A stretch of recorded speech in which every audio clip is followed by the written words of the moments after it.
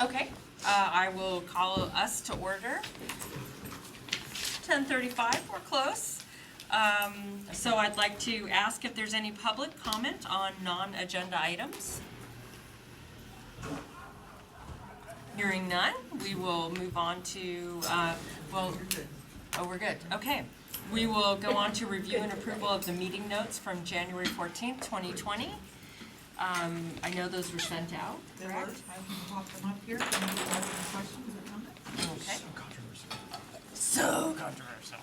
Okay. Were there any corrections or comments on the minutes from January 14th, 2020? All right, she's frozen out. Okay, hearing none, do I have a motion to approve? So moved. Second? Okay. All those in favor? Aye. Opposed? Abstentions? All right, Mark? Gary? Okay, great. So now we move into information items. Oh, that's me. Hello. How are you? It's spring. Yay. We are doing well on enrollments, correct? Correct? I got 2 enrollment people. Yes. It's looking good. Head count up. Enrollment's up overall, so that's good. But we, it's only day 3, right? Day 3, so.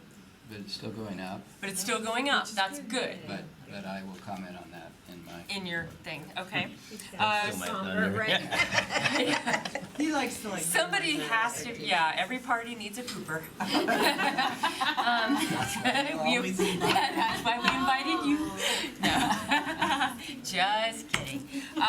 So at last night's board meeting, the board voted to approve a refunding, which we all kind of understand as a refinancing, and Dr. Bush might speak more about this. So that was good news for us.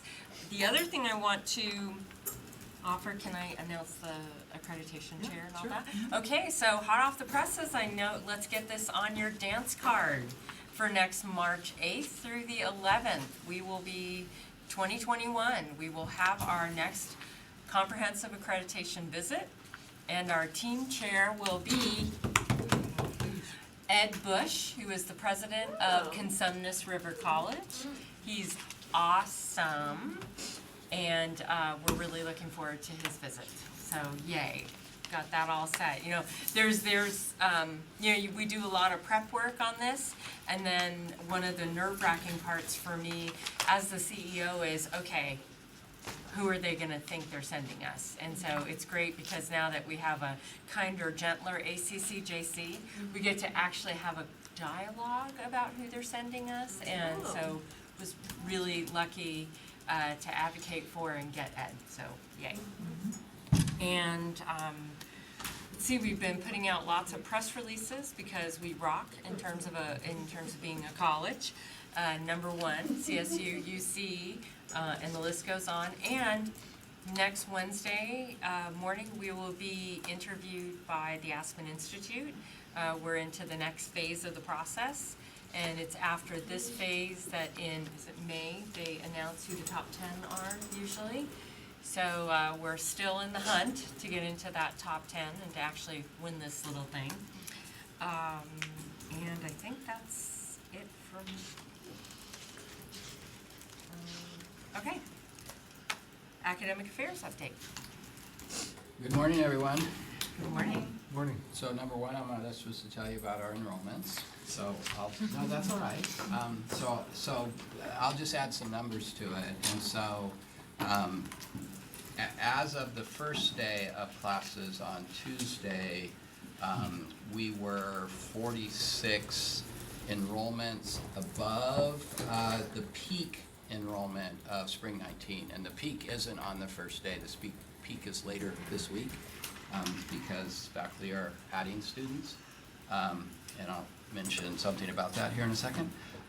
As of this morning, enrollments have increased another about 430 above that, so we're actually 475 enrollments above the peak of last spring.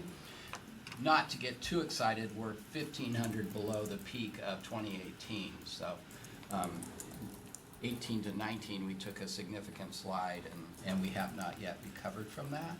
Headcount wise, we are actually still down by 15 compared to the peak of 2019. So we have fewer students, but the students are taking more classes, which is the bad side is we have fewer students. The good side is students are taking more classes, which means that completion rates, that should help their completion rates, et cetera. And so students are doing the right things, which is all good. In putting that into FTS numbers, so fall's in the books. The fall FTS generation is 230 less than last year.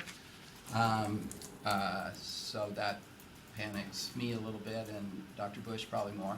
And then in regard to winter numbers, the winter was good, but right now winter is 52 below last winter. I'm not concerned about that yet because positive attendance numbers are still being submitted by faculty, and so that will probably come up because our winter enrollments actually were greater this winter as compared to last winter. And then for spring, as of this morning, we're about 800, well actually we're 787 less than last spring, but we have no positive attendance numbers in there yet, and so basically we have no non-credit in there yet, and we have no credit positive attendance, so that will continue to go up. Based on those numbers, we're 1,500 short of what we need to generate for this year, because the positive attendance numbers will probably be around 650 to 700. That will come down considerably. Whatever that number ultimately is on the negative side is what we'll have to make up through summer. And the goal, obviously, is that the amount we have to make up from summer is 0. I'm not sure we'll achieve that goal this year, but ultimately that's our goal overall, is that we get to our base through the primary terms of fall and spring. On another note, I just wanted to report in regard to dual enrollment. We've made some progress there. We have had contracts, or MOUs, with both Pasadena Unified, La Cañada Unified, and Temple City. San Marino Unified, we almost have an agreement with them. We will have one shortly. We also will have one shortly with South Pasadena. And the really, I would say surprising, but really encouraging is that Arcadia Unified has reached out to us, and they would like an MOU, and they would like it as quickly as possible. And so, so we will have one with them. We are in conversations with El Monte. El Monte's a little different because we have a high school on our side of the line, and then they have other high schools on the other side of the line with Rio Hondo, but they are interested in an agreement, and I would say we'll probably have one there sometime during the spring. And once that happens, and these others are all come true, we will have an MOU with every public district in our district, so that's very encouraging. The only thing I'll mention is obviously we're about to start hiring season, 25 full-time faculty positions. I think most of those have closed or will close shortly. The committees will start their work, and so that will be exciting. A lot going on with that, and so that's the end of my report. Great. Next, student affairs. Cynthia's not here. Is there anybody to give student affairs? Yeah. I'm looking at that. So one of the big things I think that students are excited about, or will be excited about, is that we have extended hours in D104 for students in the computer lab. That computer lab will be open until midnight. I think it's Monday through Thursday. It'll be open until midnight so students can utilize it after most of the other computer labs are closed. Access will only be on the campus side, not on the Colorado side, so they'll keep that side locked so we don't get just random people coming in. So that's one good thing. Our Pell distribution is, am I correct? Is up. I got it right here. Yeah, I'm trying to read. I know I got new contacts. So our Pell distribution is up this year by 26% compared to last year, which is fabulous. And I know financial aid, Manuel and his staff have been doing an incredible job really trying to get the word out, and as well as Tamika's team that go out, their Go team that go out and try to make sure that incoming students also are doing the FAFSA. One of the other things is our Quest Center is now up and running. Desiree Hernandez is the staff person there, and I know she's been scheduling meetings with everybody, so you may be on her list of people to talk to, but she's really trying to get a sense of what the needs of the campus are. And so I know she's embedded herself in a lot of different areas. So she's doing a great job. One of the things is Black History Month. Woo! Today there is a faculty and staff mixer in the Creveling Lounge after this. So please go by so students know who their supporters are on this campus. And it's really important for them to see. I know we had a lot of activity the first day, which is great. I know Carrie and I are always excited when the campus is alive and every corner is active. You know, it's an exciting day, and I'm glad that was the first day. So we had Chinese Lunar New Year in the quad. Of course, we have voter registration all over campus. AS, and then we have Black History Month events as well. So I know Alex has posted the list of Black History Month events on his update, so please go to those events. You know, it's really important that Black students see their entire community present, not just Black faculty and staff, but their entire community present here, because sometimes they feel invisible. So please do that. I know Associated Students is out this week with Welcome Week stuff, and they're on other campuses as well.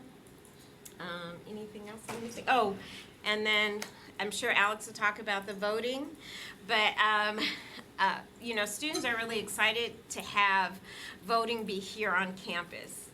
And I know an email went out last week about that, and I know we're talking about other emails going out, and I know the students want to talk to you about that. But I think that's really exciting because it makes it accessible, and I know students have talked about that for years. So those are some exciting things and collaborations in student affairs. Excellent. Okay. Yes. So sorry, I forgot one of the things I needed to say. Good and bad. Actually, probably one of the reasons our enrollments are up is because normally once the first day comes, students can only get into classes, even if they have seats, through the use of an ad code that is given to them by the faculty member. Currently, students can add any class they want, whether they have an ad code or not. Excuse me? Yes, and so ITS and A&R are working on that, and hopefully we'll have a solution soon. So. Okay, that's not good. No. Okay. I said it's like both good Yeah, and bad. it's both good and bad. It's help- That's not good. Helping enrollment, but Alex? not in the way we would like it to happen. Yeah. Holy crap. Yeah. Yeah, so ITS and A&R are on this. It is a bug there was an update to Banner that recently happened, and so it's a bug associated with that. And so my hope is that we'll have a fix like really soon, and then we have to deal with the fact that some classes will be over-enrolled. Alex and then Matt, because he had his I hand up was first. going to piggyback on the Vote Center news. We will be hosting. And then we'll go back to bad news. The good Yes. stuff. We will be hosting a county vote center in Circadian. It opens on Saturday, the 29th of February, and goes until Tuesday, the 3rd. This is because LA County is doing multi-day voting now with vote centers instead of precincts. So we open on a Saturday. Sunday is a flea market day, and then Monday and Tuesday are both open to the campus and the community in general. It's being run by LA County poll workers. So some of our students may be working there as well. There was an opportunity for students to sign up, or for other folks in the community to sign up to work there. Whether they did or not, I don't know. The county's basically owning the space. But anybody and their brothers will be able to come, and sisters will be able to come and vote in Circadian over that course of time. We have sent an email to the campus at large, both through the staff email list and also through the students, so that news has hopefully gotten out, and we'll continue to promote the signs and stuff around. And we're, just also very glad to have this here. It was a bit of a hike to get here because LA County's changing things. Whenever there's change, there's hurdles to overcome. I do want to thank Campus Police and Mike's team and the events team and everybody for helping make this thing happen. Campus Youth really stepped up, making Circadian available in that amount of time. So it's just been great to have the teamwork, and we're glad to do it. So thanks. Great, Matt. Can students self-enroll in a class that is already closed, like full with up to I NCN? don't know the answer to that. I don't No. think so. Because I know, Well, I feel like if they could, they would have.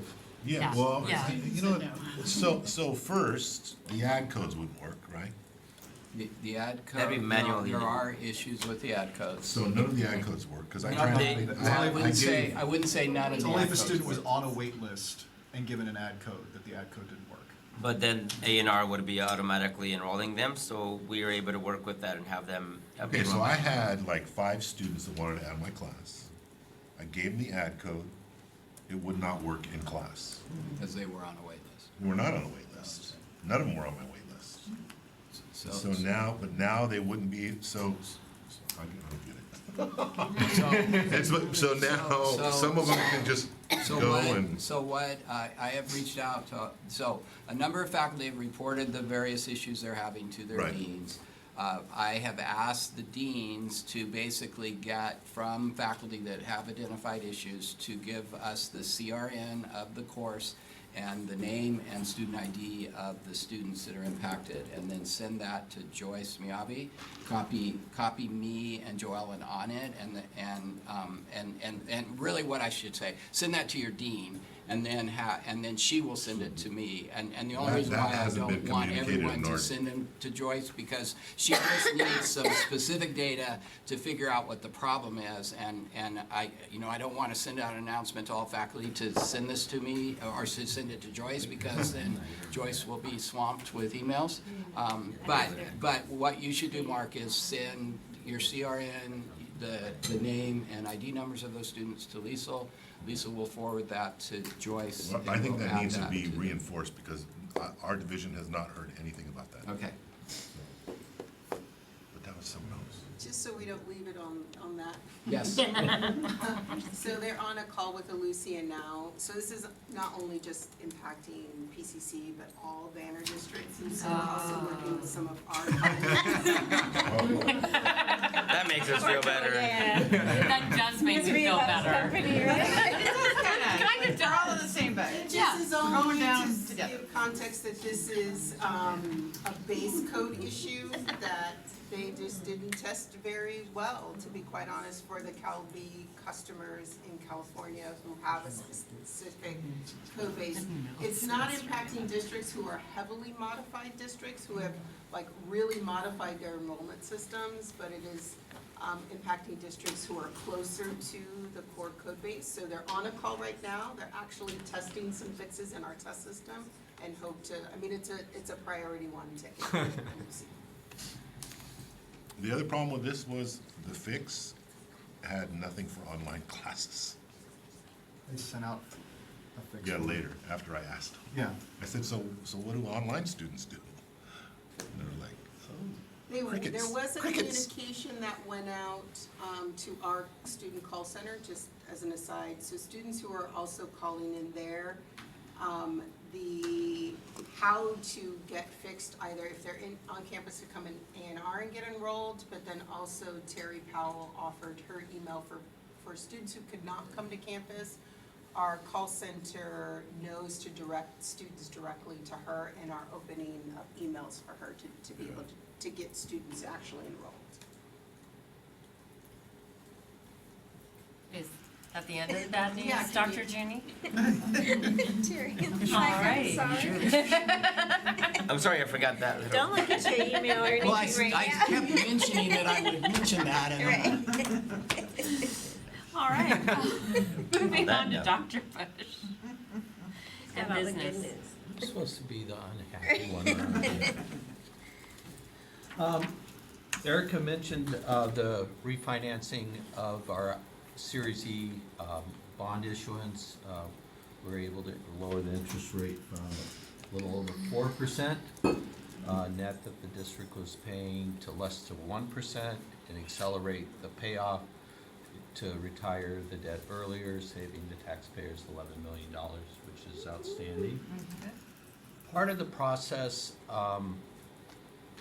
Standard & Poor's reaffirmed their AA+ rating for the district, but we were invited to go up to San Francisco and meet with Moody's, and Eric and I flew up, and we had a very nice meeting, and the result was that Moody's upgraded us to AA1, which is the equivalent of AA+, which is probably the highest we can get until we're community funded or have $100,000 ending balance or something like $100 million.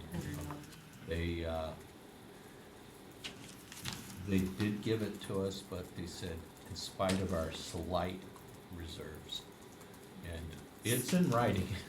Yeah, it's there in the reading. Yeah, so, but the main reason I feel we got it is our outstanding operations, our educational programs, our student support programs that are all in line with the student-centered funding formula. And the two analysts spoke very highly about the college. So I think it was really the work that the staff and the faculty is doing here on campus that enabled us to get the higher rating. So thank you. We have 4 facility projects going on. Speaking of Measure P, we think it's time it's over. So we're going to finish the projects. Yes. In the V building, we have Pathways, which is still on track to be substantially complete, which means almost kind of sort of done, by February 28th. And then the neighboring classroom by the following week. We have, right after that, a very exciting project will be the Foster Youth Center and the food pantry remodel. So we hope to complete that by May. And over spring break, we will be changing the chillers and the air handlers for the library and CEC. So hopefully they will be fixed before the summer when they're due to go down again. So, and then after that, we have an ADA restroom in the R building that we will finish before August. So, and then Measure P will be done. We have the official draft to go public on the facilities master plan. We are working to have it put on an intranet, not out to the general public, because we're working on some 508 compliance, but it'll be available for the college community to access and start looking at. We are starting the vetting process, and the faculty senate, the first one's on the 9th, is for the first read. And so we're going to go through a vetting process, and hopefully at the April board meeting, the board accepts it. So, and then the other big thing happening on campus is we're finishing up with the RFP on vending. And it's a big surprise here, it's boiled down between Coke and Pepsi. Everyone else has fallen off the list. So we had final interviews and going through the process with them. And we hope to have a final decision by next week and have the contract approved by the board in the March board meeting. And if there is a change, we will change out over spring break. So, and then we're going to take on food service. Yes.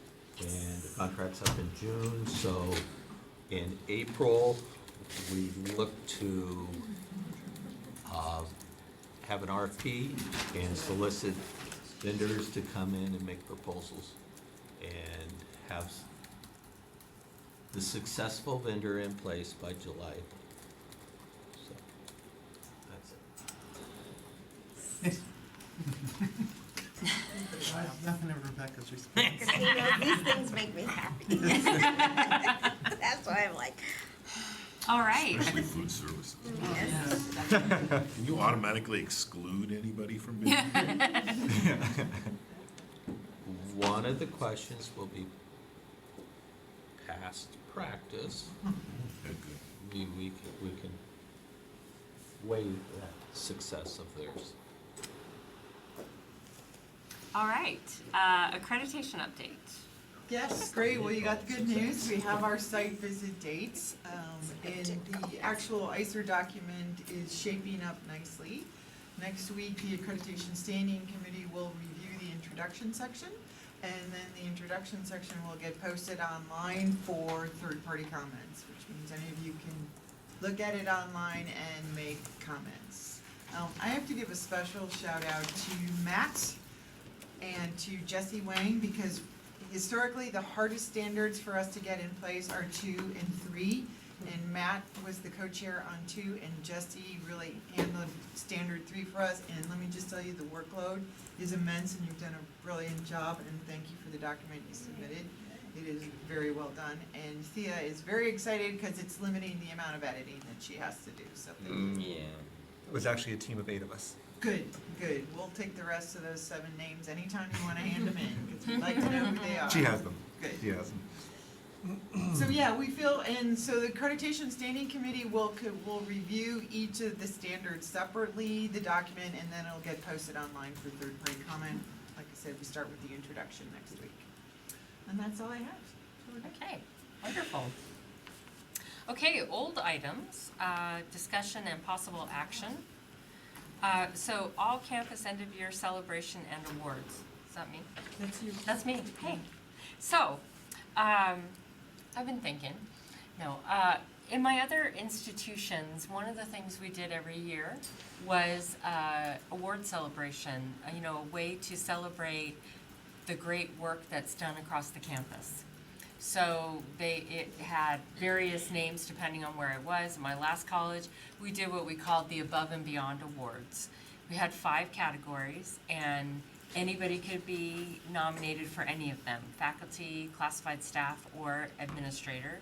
And the idea of it was an opportunity for people to get to nominate their colleagues who they think are doing a really great job in any of the categories.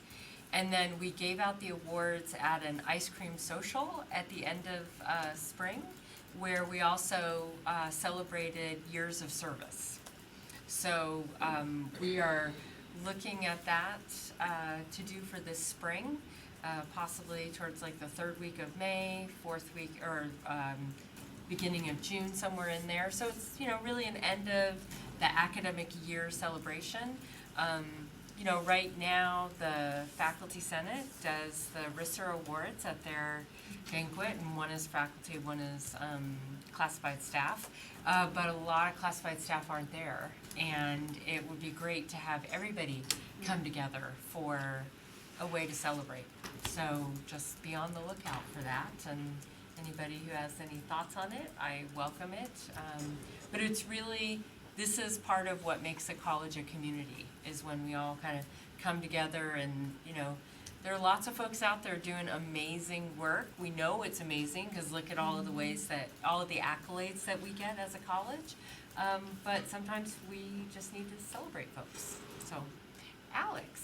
I want to amplify that, and just something that came to my mind as this conversation sort of began gestating this week is I know already the governance groups do a lot of recognition of their own, and that's still appropriate and should happen. But I think also the part of the goal here, I think, is to find areas where there could be college-wide recognition elevated out of the governance groups, possibly not taken away, but just we could use the support in identifying superior employees or colleagues or whatever, and then celebrate them college-wide instead of just in our own little silos. I think that's part of the goal. Yeah. That's the goal. Plus, you probably get some really good ice cream. In their contract, so Only if I What? Only if IE provides it. We can direct them. Don't get me started. Do not get me started. Thank you, Crystal. That's good. Good advice. Okay, the next item, and so stay tuned on that. Sustainability Standing Committee. Say that 3 times fast. Who's chatting about that one? Sustainability Standing Committee. That would be the 2 of us. Okay. We're co-chairs of the facility committee, and we've had, both independently, we've had folks approach us, including students, very much interested in sustainability and wanting to engage in sustainability efforts. You know, from simple ones like recycling to exploring solar generation to looking at California native plantings and all different efforts. And it's grown larger than the facility committee. And the individuals are interested in forming a shared governance committee to work on sustainability. Yes. This committee actually already exists. It's a subcommittee of the facilities committee. It has a structure and a charge, it's just never met. So you can do whatever you want with it, but Okay. it already exists. But you can do what you want. I wasn't aware of a structure or a charge. It's on paper. It's on But what, part of the discussion that occurred in the It's been facilities committee was some of the work that this committee would do in the future falls under the auspices of facilities, but some of it doesn't. And so we have this idea that it's actually maybe a little bit bigger than a subcommittee of the facilities standing committee, but could be housed as a subcommittee of college council. So we can take the existing document and kind of revive it and tweak it, but then also change the structure to be a college council committee rather than a subcommittee of a college council subcommittee. It's a great idea. Well, it's up to her, but, because it's hers, but she thinks it's Yeah, a great idea. I think 'cause it's a great talk about it all idea. the time, so. I'll just nod my head. Great. So is that something that college council needs to like vote on? You would just need to bring back the structure that you'd like and the charge of the committee, and then we would, then she Then we would would- agree Yeah. to put it out there for a vote to make it a full standing committee. Okay. Cool. All right, Stay tuned on that one. stay tuned. Okay, BP 3900 and AP 3900, time, Yes. place, and manner, That's me. TPM. Okay, so it was here before, and this committee had some questions, so I went back out to legal counsel to see if I could get them answered. And, one of the questions that we had was, did we include all of the relevant protected classifications for the statute in question? The, legal counsel response to that was, yes, I did. He said the legislative commentary associated with the law SB 188, the new law on traits historically associated with race, including hair texture and protective hairstyles, does not change Ed Code Section 66301. He said, for the purpose, the language regarding traits, blah, blah, blah, it does not add a protective classification, but instead further explains the definition of race. So he said the language that we currently have in the BP is correct. He said as to gender identity, the FEHA defines it as a subcategory of the term sex. So the highlighted paragraph in BP 39 can also be construed already to contain the classification. Blah, blah, blah, somebody's gonna say, that's good. He said for the AP, to avoid lawsuits, he said the document that we reviewed is actually correct. He would not recommend any changes. He said, the only thing that he commented to me about was, we say in our document that we cannot have decibels above 60. He said we have to have a way to measure that. You have decibel reading. Then we're good. He said that was his only question. He says if you stated that they cannot exceed 60 decibels, you have to have a way to measure it. Yeah, we've He never, says if you do we that, haven't we're used good. it in a long time, but we have them. So he said the document as he sent is the one that he provided with me, and he said this is the one that would keep us from getting sued.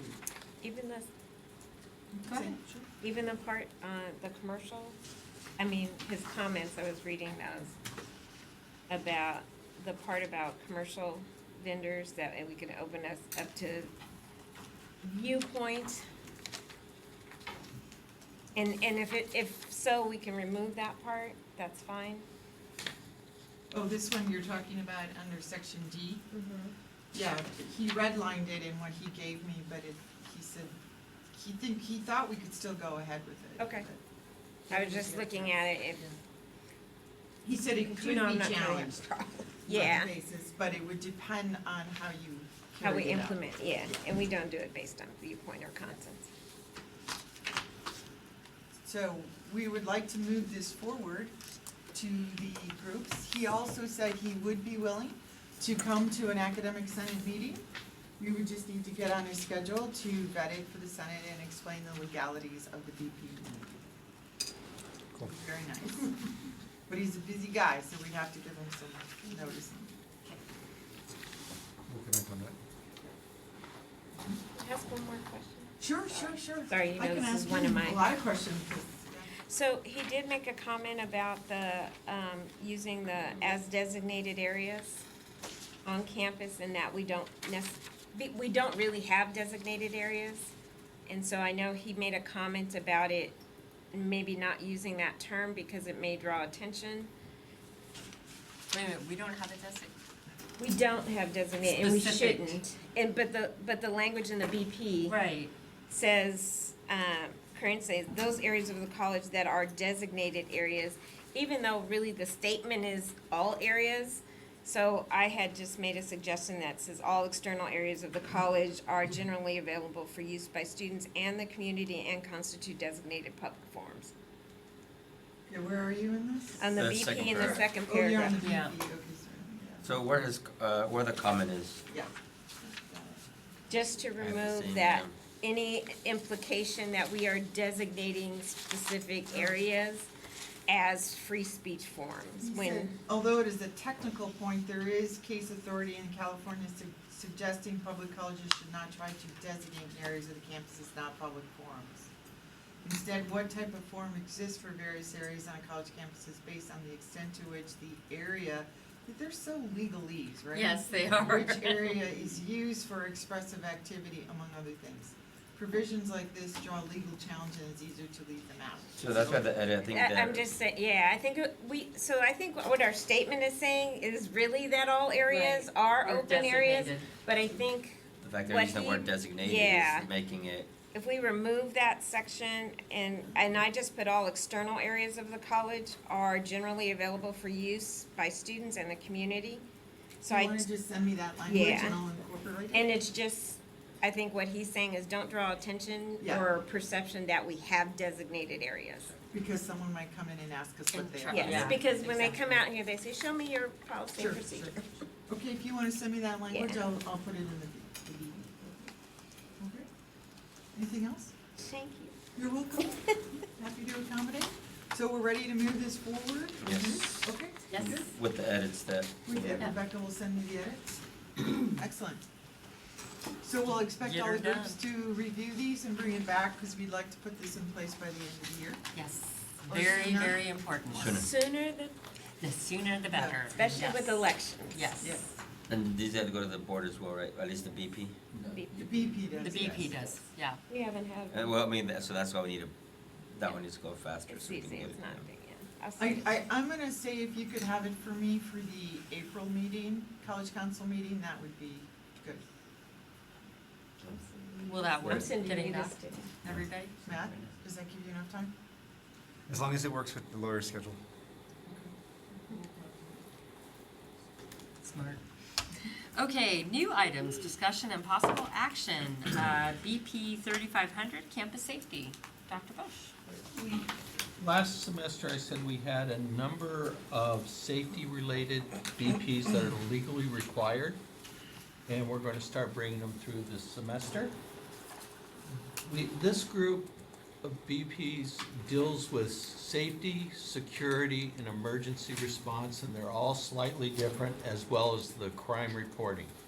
We do activities in these areas already, but we do not have any of the underlying policies in place right now.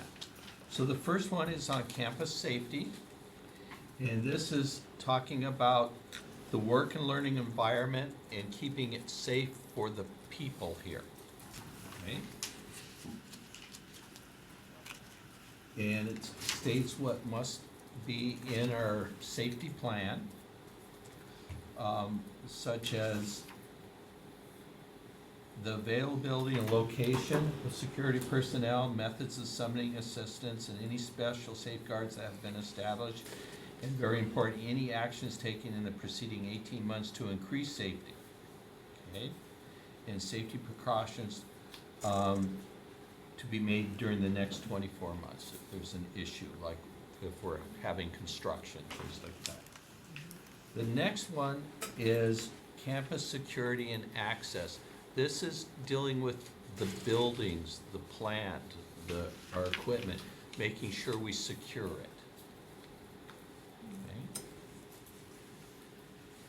And then the last one, or not the last one, the next one, 3505, is emergency response plan.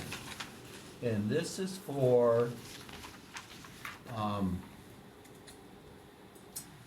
notifying a response and/or evacuation for notifying campus community in the event of significant emergency or dangerous situation involving an immediate threat to the health and safety of students and employees. So this is a reaction. It's a reactive policy and procedure. Okay?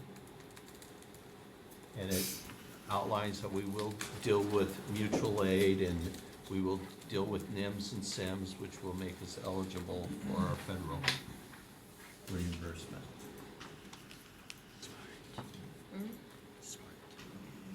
And the last one is the reporting of crimes.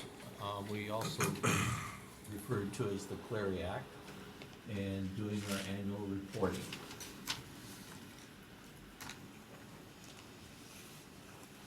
Is there any questions?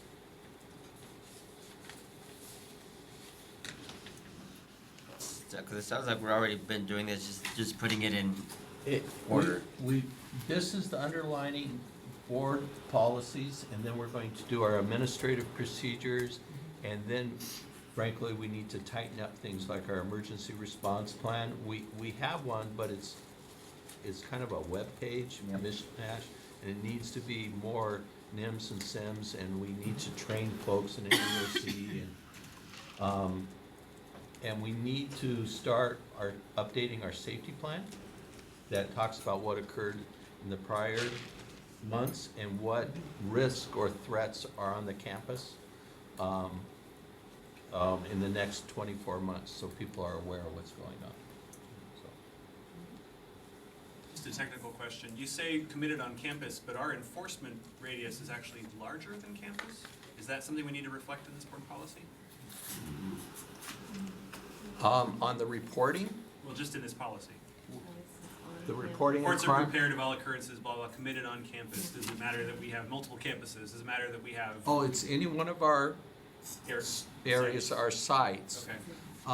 And And if I'd it's have to across the look street at. on Bonnie and we respond, does that? No, it's not what we respond to. It's reporting crimes that occur on campus it's part of the Clery reporting. Okay. And I'd have to defer to the chief on the exact definition.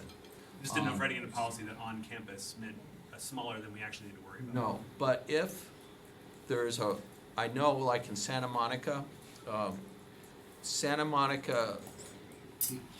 was fined because they had a crime that was unfolding in the community that ended up coming on campus, and someone unfortunately was shot and killed. And they actually ended up resolving the crime in the library on Santa Monica campus. Santa Monica was fined because they did not timely notify students that this was happening, Because it started. even though it had started out in the community. So there are times in the notification, we'll pick something up in the community, and we'll say, there's an incident on Hill, please avoid that area. But it doesn't mean we have to then put it in our Clery report that we had a mugging or a stabbing on campus or anything like that.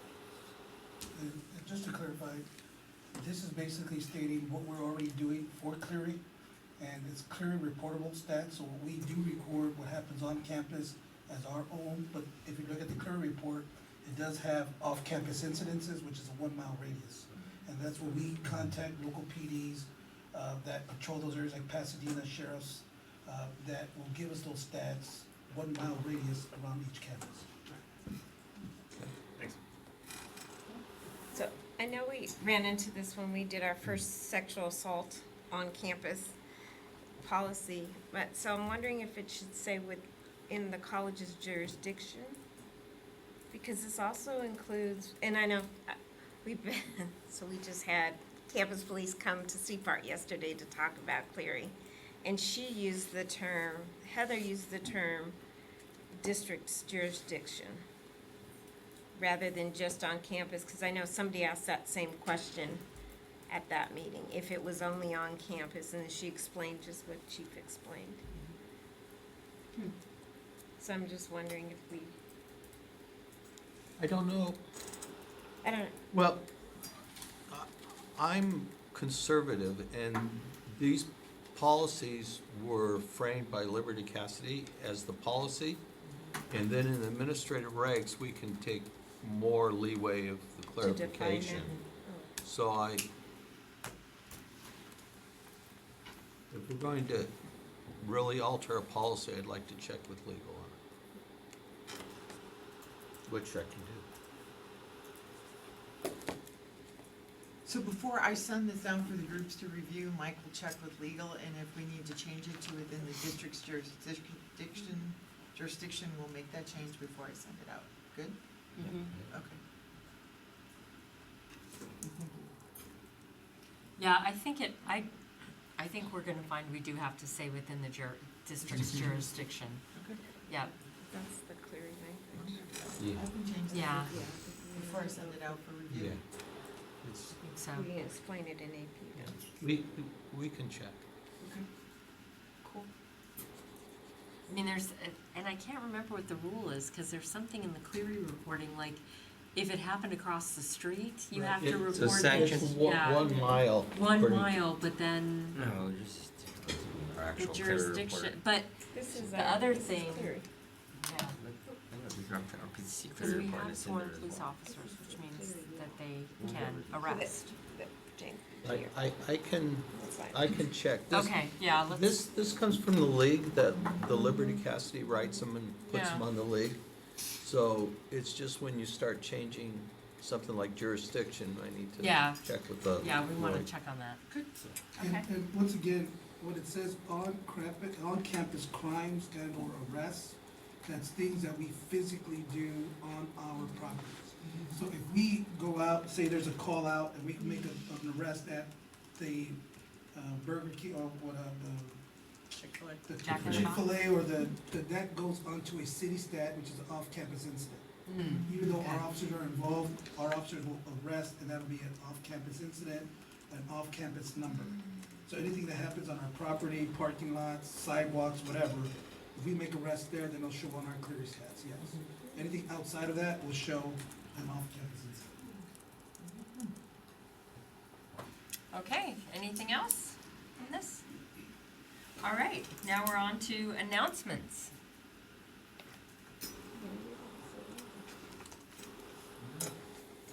Yes, Sheila. I'm just gonna keep reminding folks that during week 4, we're going to launch our career communities campus-wide. So we're going to be meeting in the quad on Tuesday, March 10th with all of our students from 11:30 to 1:30, and then again on Wednesday, March 11th from 3:30 to 5:30. It's going to be very much of a fair with a career theme, so we're gonna be playing games like Labor Market Jeopardy, and also connecting students to their career community. So we're gonna have like a bingo loteria, meet your community members. And so we're working with associated students. We're gonna recruit student volunteers at the Interclub Council this Friday, but we're also going to be sending out messages to all of the faculty and staff to participate too.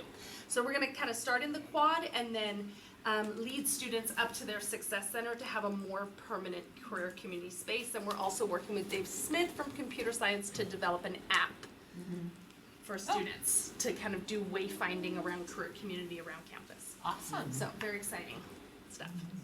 There's an app for that. There will be shortly. There will be shortly. Okay, any other announcements? All right, well, hearing none, I know it's gonna break everybody's hearts. 35 minutes early, everybody say, "Aww." Meeting adjourned.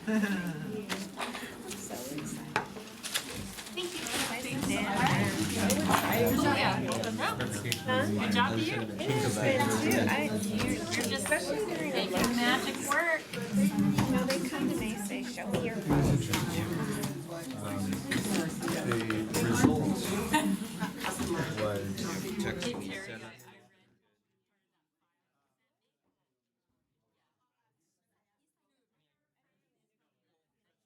Whoever was gonna be the person going, I sent them the details. There's literally a full report that was given.